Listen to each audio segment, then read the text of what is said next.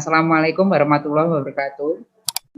Untuk semua yang hadir di sini ya, mungkin bagian saya memang kemarin kan, tentang desain eksplorasi desain. Jadi, kebetulan untuk materi hari ini, saya persiapkan dibantu dengan Mas Resa. Mas Resa ini yang cariin gambar-gambarnya untuk contoh. Jadi kemarin sempat rembukan ya kira-kira apa yang diberi penekanan pada desain eksplorasi ini. Secara prinsip yang akan saya sampaikan itu beberapa macam teknik, jadi mungkin ini sangat berguna untuk mahasiswa semua. Sebenarnya bagaimana sih memulai sebuah desain exploration ya. Jadi rata-rata itu kan kalau tahapan desain seperti disampaikan Pak Indri tadi, mulai dari konsep, kemudian ada desain eksplorasi.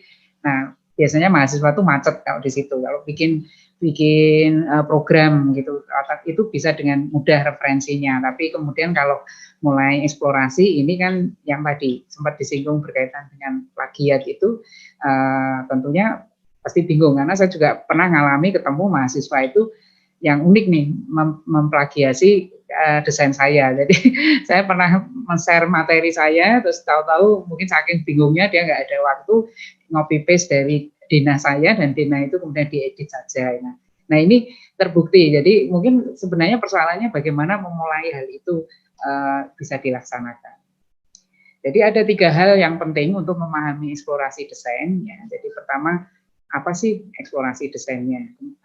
What's the meaning of design exploration? Ya, itu pertama itu. Kemudian rangkaian prosesnya. Jadi kemudian tujuan pentingnya eksplorasi. Jadi kalau kita paham ketiganya, setidaknya kita sudah bisa menyeting atau mencoba menjalani, mengcover urutan kegiatan tersebut dan menerjemahkannya di dalam mungkin bentuk fisik ya, seperti sketsa atau gambar atau penerjemahan ide itu bisa melalui apa saja, itu bisa dilakukan lebih lanjut. Nah, biasanya kan rata-rata begini nih, menggather semua informasi itu tidak gampang juga. Jadi banyak hal yang harus dipikirkan, terutama kalau menjadi arsitek itu pola pikir komprehensif itu menjadi penting. Jadi mungkin tadi pengantar dari Pak Indri yang berkaitan dengan tahapan kegiatan orang mendesain itu, ya itulah yang memang seperti itu. Namun sebenarnya realnya di pola pemikiran kita itu kan di dalamnya tuh banyak yang dipikirkan. Dan saya sering juga kalau ketemu dengan teman-teman mahasiswa ini, kadang tuh bingung, banyak ide tapi kok tidak bisa diterjemahkan di dalam desain dan bagaimana mengeksekusinya ke dalam gambar dan lain sebagainya. Persoalannya sebenarnya mungkin tadi kalau bingung kan apa nunggu wangsit, nah, itu kan nggak model sekarang kalau wangsit. Segala sesuatu itu bisa diproses, bisa eksekusi ya dengan berbagai cara.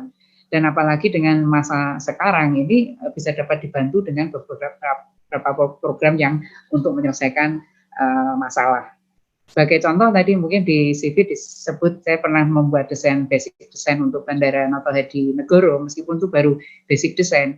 Jadi ketemu bentuk, kemudian ruangan, bandara itu mempunyai sesuatu yang spesifik, yang alur itu ya, terutama pengelolaan terhadap penumpang, ini menjadi penting. Itu kemudian ide atau standarnya kita terjemahkan dalam bentuk program ruang, kemudian dari program ruang dari alur kemudian juga terakhir diuji pakai kayak aplikasi begitu, aplikasi antrian di dalam airport. Memang itu kita subkontra ya dengan ahli yang memang mempunyai itu. Jadi dia akan membuat simulasi bagaimana lama antrian itu terjadi. Ya, kemudian dari situ perlu ruang itu dibenahi seperti apa. Jadi misalkan, oh ini kalau ngantri satu alat scan itu cukup lama, berarti harus 2 scan. Nah 2 scan berarti konsekuensinya kan ada 2 jalur X-ray yang harus dibuat di dalam ruang untuk scan penumpang. Nah, seperti itu kan berarti ada feedback dari bagaimana program membantu kita untuk menyelesaikan keruangan di dalam desain arsitektur. Nah, eksplorasi sendiri merupakan proses iterasi dalam rangkaian proses desain, bukan sekedar mencari alternatif desain atau bentuk. Jadi ini tidak bisa hanya langsung seperti itu. Jadi contohnya mungkin ini beberapa contoh gambar ya, analisis langkah awal sebelum memulai eksplorasi. Jadi dalam konteks yang disampaikan Pak Indri tadi bahwa kita melihat arsitektur itu skalanya memang tidak bisa hanya dari murni langsung di dalam bangunan itu sendiri, jadi lebih luas. Yang sederhana aja mungkin kalau kita desain, mungkin kalau untuk ini PA yang lebih lanjut ya, PA lebih lanjut itu konteks kota itu menjadi sangat besar. Terutama yang sederhana aja, mulai dari peraturan pemerintah. Itu kan harus basic. Kalau kita tidak pernah memperhatikan itu, ya nanti belum tentu bangunan kita tuh bisa diterima proses perizinannya. Mungkin seperti itu. Ya, jadi kemudian untuk studi referensi itu menambah pengetahuan. Nah ini mesti. Jadi saya kira kalau sekarang itu hambatan untuk studi referensi saya kira mestinya tidak ada.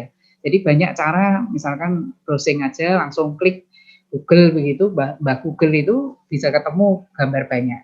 Cuma kadang persoalannya begini, apa sih yang harus dicari?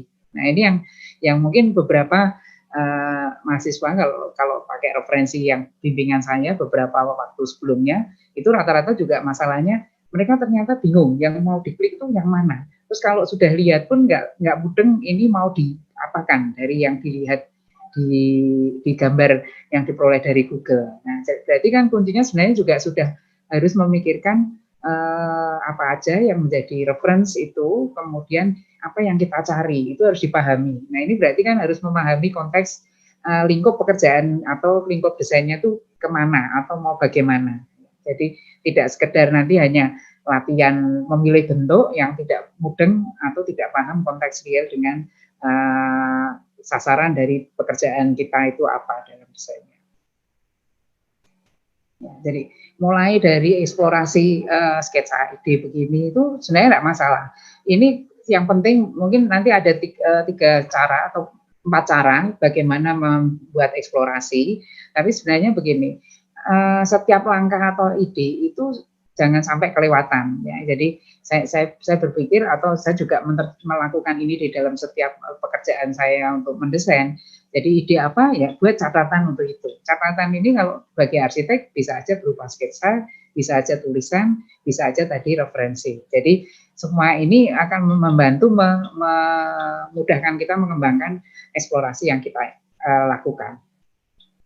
Ini beberapa contoh, mungkin nanti beberapa langsung saya tunjukkan aja biar waktunya cukup. Kemudian bisa berbagai cara. Jadi sesuai kebutuhan dan tujuan yang ingin dicapai. Jadi bukan sekedar syarat pemenuhan tugas. Jadi kalau di perkuliahan atau di tugas akhir perancangan itu kan ada tahapan programming, kemudian ada tadi eksplorasi desain, kemudian desain development yang menerjemahkan eksplorasinya itu.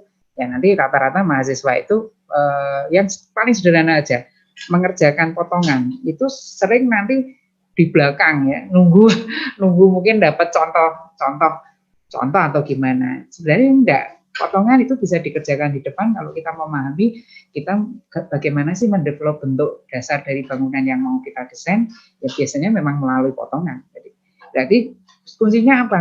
Bisa membuat potongan berarti mudeng tektoniknya atau mudeng teknisnya, mudeng pemahaman terhadap konsep strukturnya. Jadi artinya kan rangkaiannya nggak bisa langsung ke sana tanpa modal begitu. Jadi filosofinya sebenarnya seperti itu.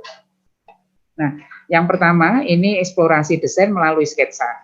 Ini mungkin yang paling sederhana bisa dilakukan dan biasanya ini menjadi jembatan untuk menerjemahkan secara cepat ide-ide yang dimiliki dan bisa menjadi pengingat untuk rangkuman pekerjaan penyelesaian dari desain development-nya.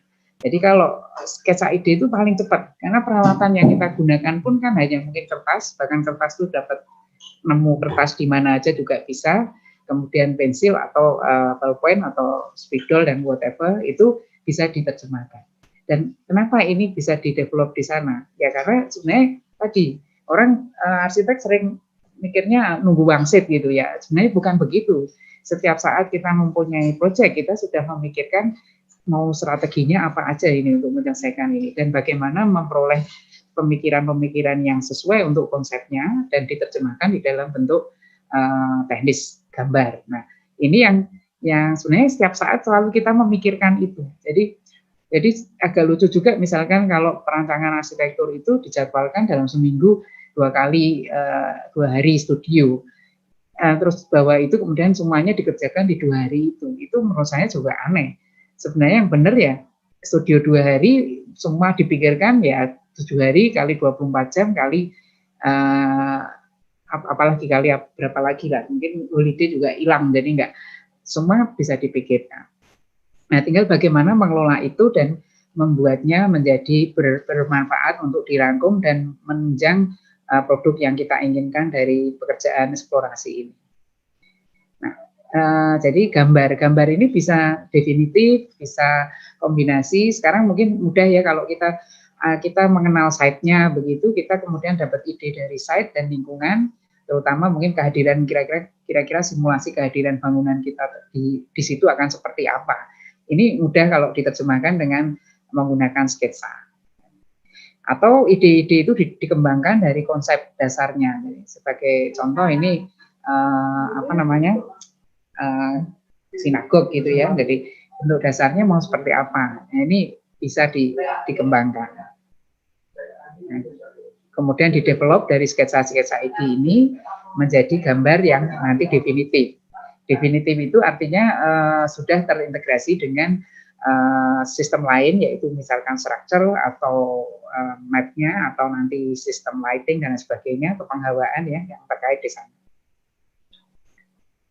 Nah, termasuk sketsa ide tapa ya, jadi respon to tapa, kemudian bentuk tadi, ini semua bisa dicatat dan dikembangkan. Memang kalau kita hanya membayangkan ya, mesti lupa. Jadi kadang mahasiswa itu kan cuma ngalamun begitu, terus kemudian bisa langsung gambar. Sebenarnya enggak ya, sebenarnya beginilah yang sebaiknya dilakukan. Ini beberapa contoh memang karya arsitek ternama, ada yang Rem Koolhaas, ada yang Norman Foster. Semuanya prosesnya sebenarnya sama. Tapi memang memulai ini kemudian mencatatnya, dan itu yang menjadi kunci utama bagaimana kita mengembangkan setiap step dari kegiatan eksplorasinya. Kalau nggak ada jejaknya ya, atau kita bisa merunut ulang apa yang sudah kita pikirkan, itu biasanya yang kemudian lepas ya, nggak bisa fokus kemana sih tujuan dari desainnya. Nah, kemudian diterjemahkan lebih jauh sampai ke gambar yang lebih rinci.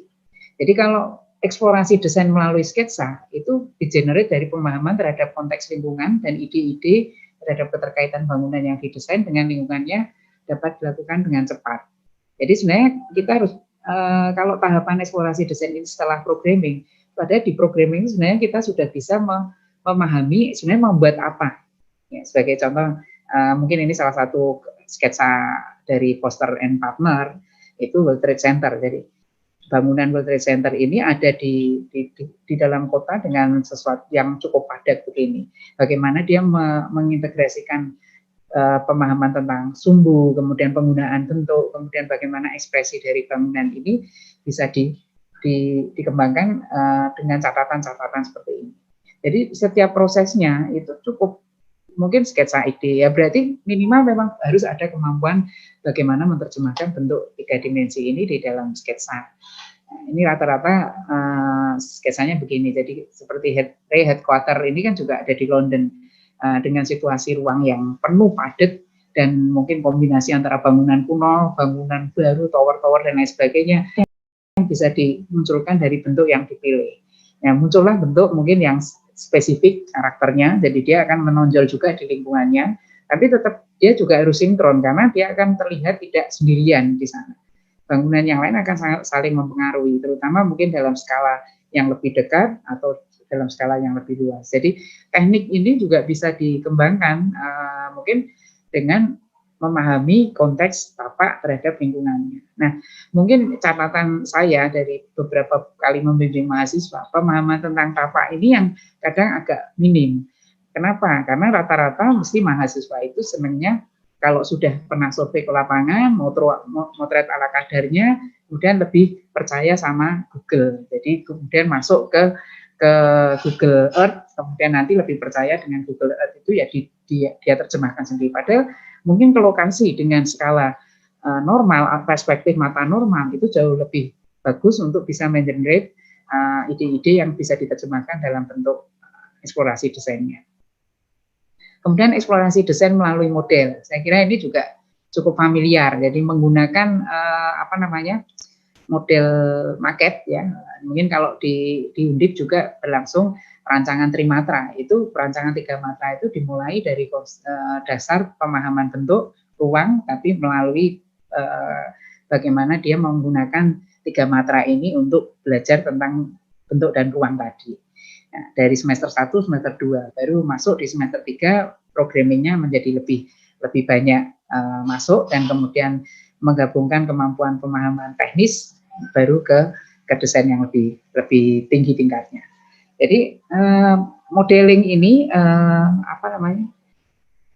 sangat berguna, terutama mungkin kalau proyek ini meshing gitu, atau proyek ini juga bahkan yang skala kecil seperti contoh di sini kan rumah tinggal, itu bagaimana untuk studi efisiensi penggunaan cahaya di dalam ruangan.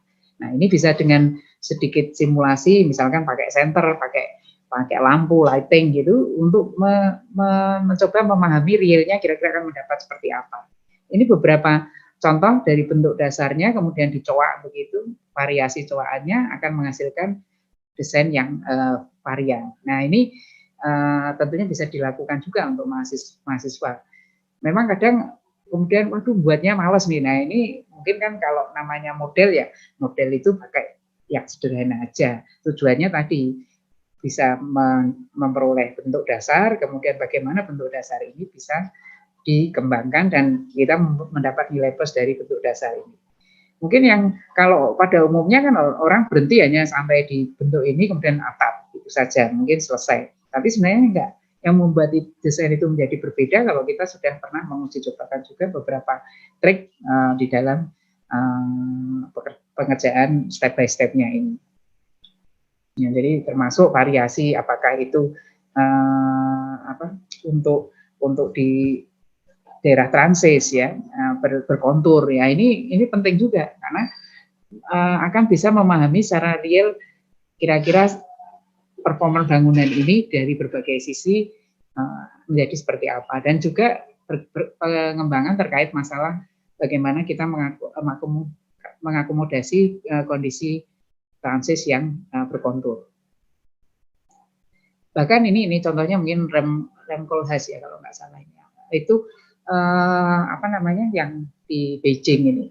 Jadi ini dia bikin model beberapa dengan simulasi tentang zone atau penggunaan ruangnya, kemudian bagaimana mungkin sampai ke masalah selubung bangunan. Jadi beberapa model ini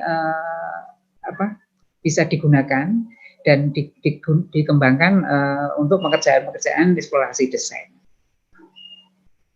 Ini Frank Gehry. Jadi Frank Gehry itu terkenal kalau bikin bangunan ya metode-metode. Tapi kalau digambar dari awal ya sketsa itu gampang. Tapi kemudian sketsa menjadi sesuatu yang unsur keteknikannya tinggi dan bisa diterjemahkan secara struktural, tentunya pasti dibutuhkan model. Nah, ini salah satunya pakai begini. Jadi mungkin bentuk dasarnya muncul, kemudian bagaimana selubung ini bekerja pada bentuk dasar, ini bisa dibuat alternatif dan simulasi untuk melakukannya. Mungkin ini contoh yang lain sebenarnya sama, jadi kira-kira seperti itu. Jadi artinya apa? Contoh ini diambil dari Frank Gehry. Jadi Frank Gehry pun dengan arsitek ternama sekaliber dunia begitu juga melakukan teknik eksplorasi dengan modeling ya. Jadi sebenarnya nanti banyak pilihan. Nah, nanti akhirnya kita harus memahami sebenarnya posisi kita di mana, sehingga kalau kita mau menerapkan teknik-teknik tersebut, itu juga kita sudah memahami kemampuan kita dan kita bisa menggunakannya secara tepat.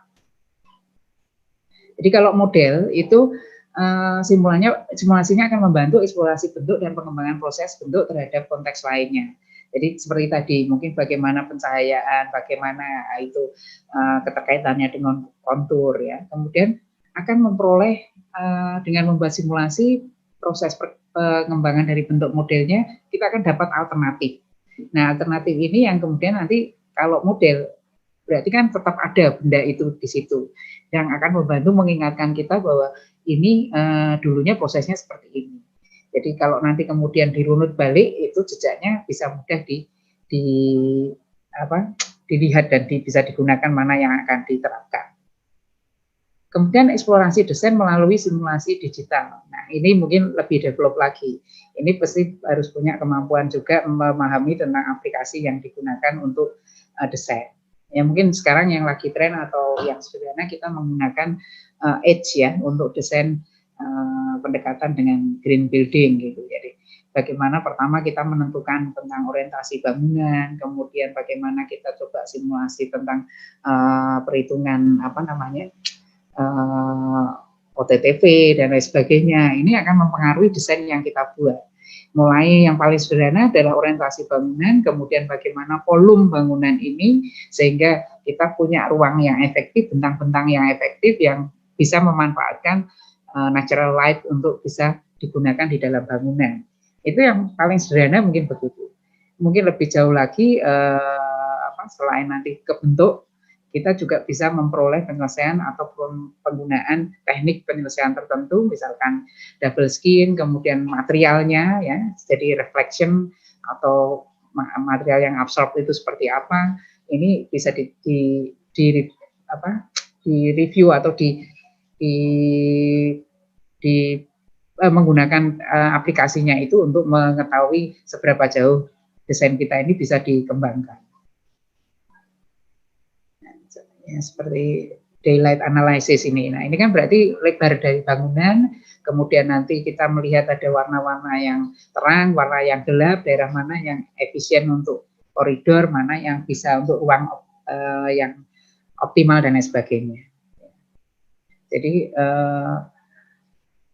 contoh-contoh untuk penggunaan green building design approach ini cukup banyak ya. Jadi sekarang juga banyak bangunan yang bahkan di Semarang sendiri dengan mengacu perwal bangunan hijau di Semarang itu dipersyaratkan. Jadi setiap peraturan pembangunan di Semarang harus sudah mengaplikasikan green building. Memang nanti levelnya nggak sama. Jadi ya, kalau yang di bawah 2.500 itu cukup beberapa item saja yang harus memenuhi standar di Kota Semarang. Tapi kalau sudah 2.500 sampai 5.000 dan 5.000 ke atas rata-rata paling banyak itu sampai 16 item yang harus diperhitungkan di dalam desain green building di Kota Semarang. Jadi itu sudah menjadi tren dan bahkan masuk di dalam peraturan bangunan setempat.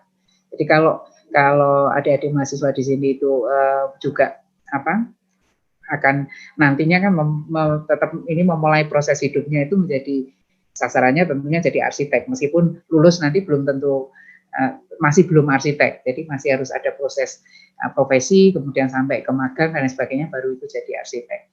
Tapi berarti kan sudah harus paham ya, kalau simulasi sekarang di mata kuliah perancangan arsitektur ya sudah memulai menggunakan hal ini menjadi bagian yang diterapkan begitu. Karena faktanya nanti ketemu di lapangan ya akan menggunakan begini.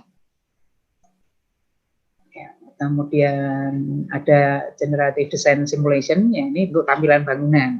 Ya, jadi nanti ketemu mungkin yang void solid itu seperti apa, yang kaca, yang padat begitu, kurang lebih seperti itu.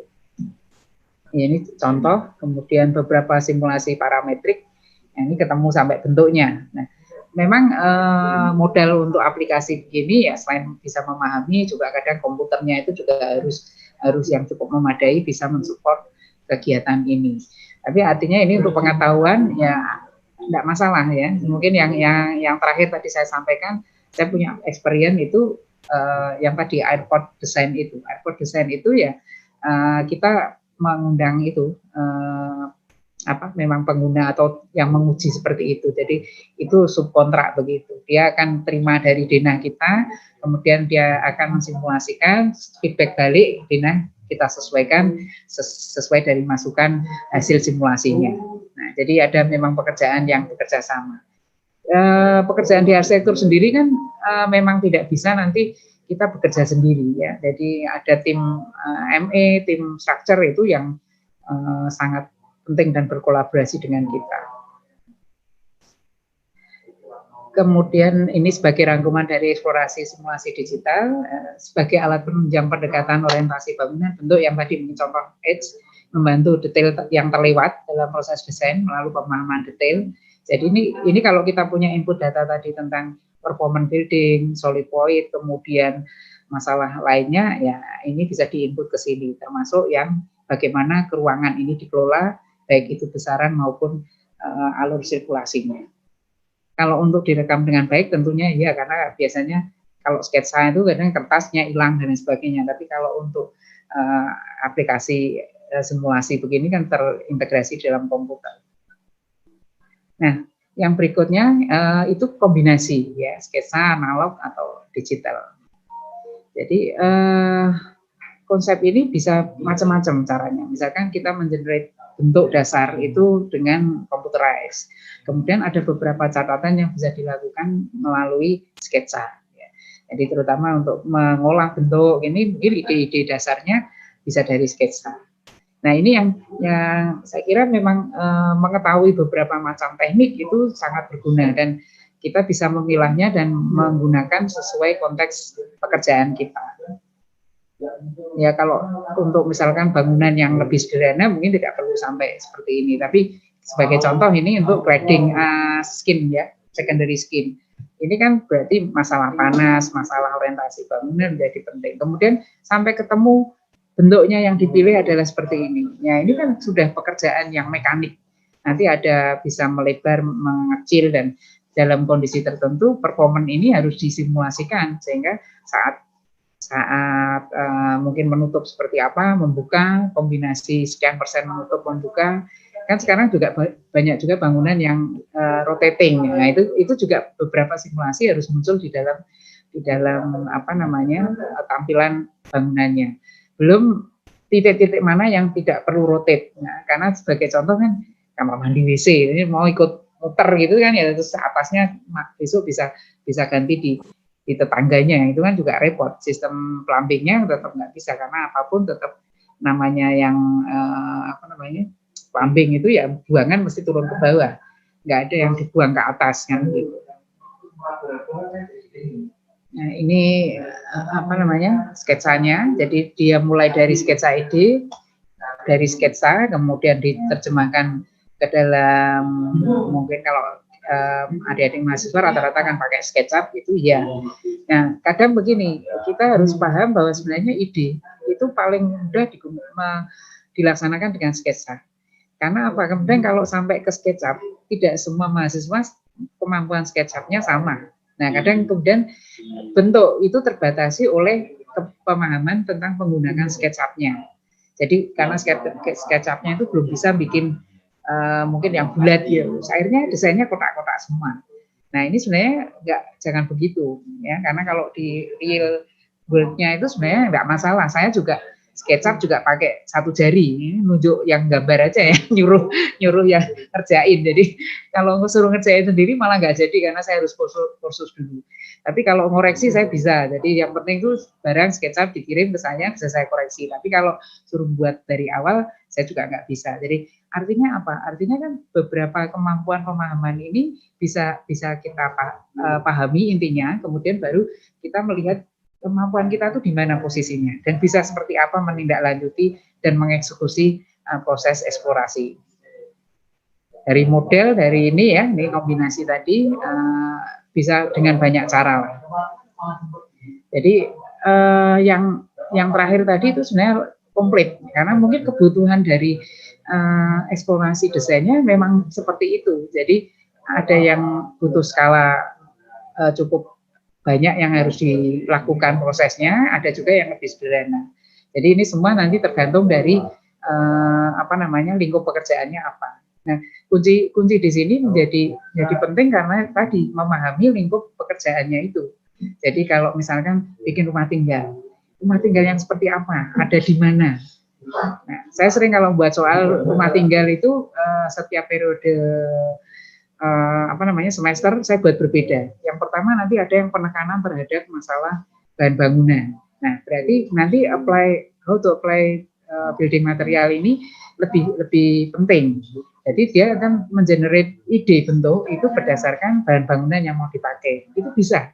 Jadi enggak masalah dari mana aja. Kemudian ada pilihan dari bentuk dasar. Pernah suatu ketika soal itu bahwa mahasiswa harus minimal menggunakan dua unit kontainer yang sudah jadi itu, yang 40 feet atau yang 20 feet, terserah dia. Tapi harus menggunakan elemen dua benda itu di dalam desain rumah tinggalnya. Nah, padahal kan rumah itu sering kalau kontainer kan dipakai untuk bangunan semi permanen. Nah, bagaimana dia menyelesaikan finishing dan lain sebagainya. Itu menjadi yang pemahaman untuk menggait apa aja sih yang harus dilakukan dan dilengkapi di dalam proses eksplorasinya. Nah, untuk kegiatan eksplorasi desain itu memerlukan yang pertama tentunya pemahaman terhadap pentingnya referensi, kemudian mengetahui objek desain yang akan dieksplor melalui standar-standar yang berlaku, kemudian referensi pengetahuan penguasaan terhadap teknik, kemudian latihan untuk menjadi mahir, ya dimulai dengan lingkup objek yang lebih sederhana. Jadi kalau ini diaplikasikan di dalam tugas perancangan arsitektur, ya tentunya memang dari awal pun meskipun itu semester 2, semester 3 juga sudah mengenalkan hal ini dan mengerjakannya mungkin secara konsisten sebagaimana mestinya sesuai lingkup secara bertahap. Jadi itu akan menjadi modal untuk eksperimen ya. Jadi bagi mahasiswa di level yang lebih tinggi. Kemudian pemahaman terhadap kelebihan kemampuan diri sendiri dan upaya untuk mengembangkan teknik eksplorasinya. Mungkin tadi contohnya saya sendiri, saya tadi kalau SketchUp ya 1 jari, kemudian CAD itu juga nanti bisa 5 jari sih, tapi itu pegang mouse saja. Jadi banyak inilah ya. Jadi kemudian kalau program sebagai contoh ya biasanya kita nanti kalau bekerja di praktek sebenarnya tadi yang saya kasih contoh itu disubkontrakkan.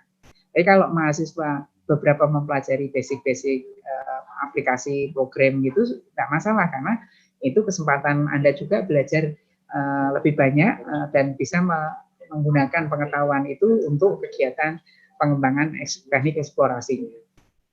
Kemudian semakin meningkat komponen yang harus menjadi pertimbangan, sebaiknya bisa menggunakan kombinasi teknik eksplorasi. Karena mungkin tadi kalau sketsa, saya pernah membuat sketsa, mungkin kalau yang bapak-bapak di sini yang hadir ya, jadi tahu gedung Wida, kantor konsultan di Jalan Prof. Sudarto di Tembalang itu, dulu yang membuat gambarnya saya. Jadi itu sampai ketemu bangunan yang sederhana seperti itu bisa hampir 40 lembar kertas sketsa. Itu saya buat untuk mensimulasikan ide-ide mulai dari konfigurasi masa bangunan 1 lantai, 2 lantai, kombinasi 2 lantai, 3 lantai, dan sampai terakhir ketemu kurang lebih fasadnya begitu. Produk yang sederhana aja dikerjakan dengan proses eksplorasi yang cukup banyak dan membutuhkan catatan juga untuk bisa dikembangkan menjadi real bangunan.